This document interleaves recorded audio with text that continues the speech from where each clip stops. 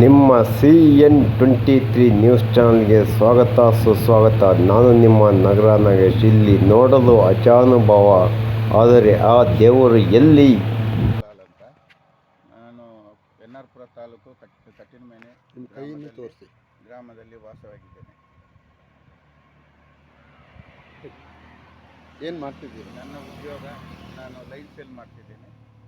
ನನ್ನ ಸ್ವಂತ ಬಿಸ್ನೆಸ್ಸನ್ನೇ ನಾನು ಮಾಡಿಕೊಂಡು ಅವಲಂಬಿಸಿ ನನ್ನ ಜೀವನವನ್ನು ತೆಗೊಳ್ತಿದ್ದೇನೆ. ತಮ್ಮ ಜೀವನಕ್ಕೆ ಇದೇ ಆಧಾರ? ನನ್ನ ಜೀವನಕ್ಕೆ ಇದೇ ಆಧಾರವಾಗಿ ಇಟ್ಕೊಂಡು ನನಗೆ ಯಾರು ಇಲ್ಲ, ನಾನು ಒಂದೇ ಜೀವ. ಹೌದಾ?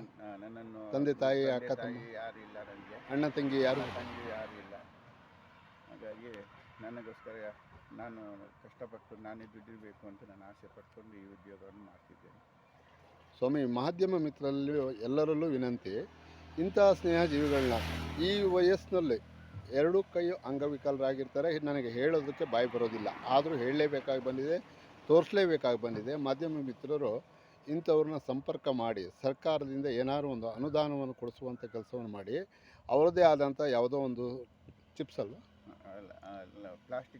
ಪ್ಲಾಸ್ಟಿಕ್ ಐಟಮ್ಸು ಈ ಕೆಲವೊಂದು ಇದನ್ನು ತನ್ನ ವೆಹಿಕಲ್ನಲ್ಲಿ ಸ್ವತಃ ಡ್ರೈವಿಂಗ್ ಮಾಡಿಕೊಂಡು ಕಷ್ಟಪಟ್ಟು ಅವರೇ ಜೀವನ ಮಾಡ್ತಾ ಇರ್ತಾರೆ.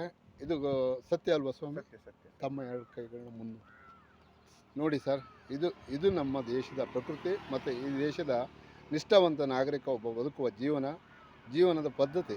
ಇದನ್ನು ನೋಡಿ ನಮ್ಮ ರಾಜಕಾರಣಿಗಳು ಮತ್ತು ಘನತೆವೆತ್ತ ಅಧಿಕಾರಿಗಳು ಸ್ವಲ್ಪ ಕಲ್ತ್ಕೊಳ್ಳಿ ಅನ್ನೋದ್ರ ಬಗ್ಗೆ ನಾನು ಇದರಲ್ಲಿ ಮನವಿ ಮಾಡ್ತಾಯಿದ್ದೀನಿ. ನನ್ನ ಹೆಸರು MG ಸುರೇಶ್ ಅಂತ ಹೇಳಿ, ಕರಿಂಗುಳ್ಳಿ.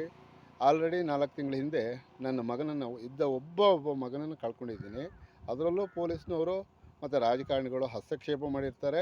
ಇಂಥ ವ್ಯಕ್ತಿಗಳನ್ನ ನೋಡಿ ತಾವು ತಮ್ಮ ಸ್ವಾರ್ಥಕ್ಕಾಗಿ ಯಾಕೆ ಇನ್ನೊಬ್ಬರನ್ನ ದಿಕ್ತಪ್ಪಿಸ್ತೀರಿ?